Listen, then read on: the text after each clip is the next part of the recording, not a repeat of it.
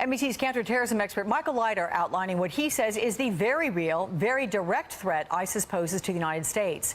Joining me now from Tel Aviv is Democratic Congressman Gerald Nadler of New York. Representative Nadler, I'm always glad to see you. We're going to discuss your visit to Israel in just a moment, but I would like to get your reaction to what you just heard Michael Leiter say there. Do you think ISIS poses a real threat, a distinct, direct threat to this country?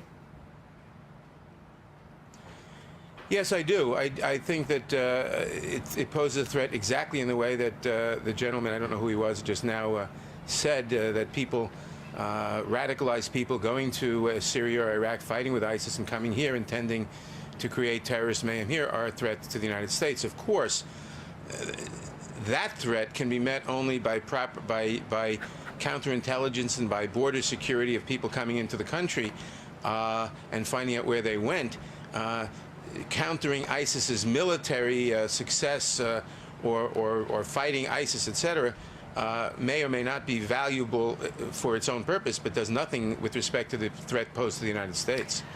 Because whether ISIS does well or does poorly in combat, those people still can come back. Right. I want to weigh here the difference. How difficult is it for the president to decide to get militarily involved in Iraq again versus how necessary it is? Well, I don't think it's necessary to get militarily involved in the sense of sending troops or anything in.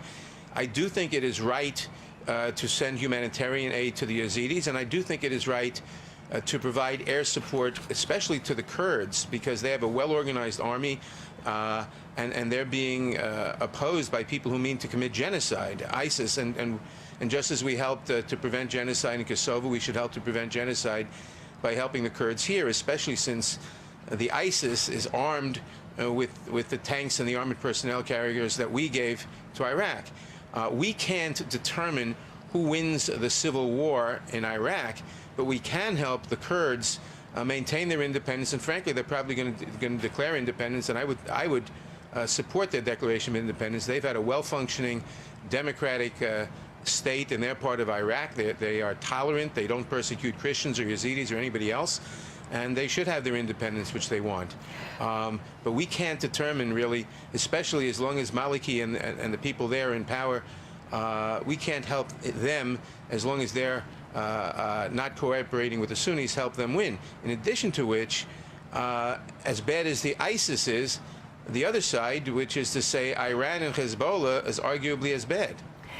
Look, I know this has only been in effect for about 48 hours, but do you, sir, have any sense from your constituents as to whether there is an appetite for U.S. military involvement in Iraq on this level or beyond?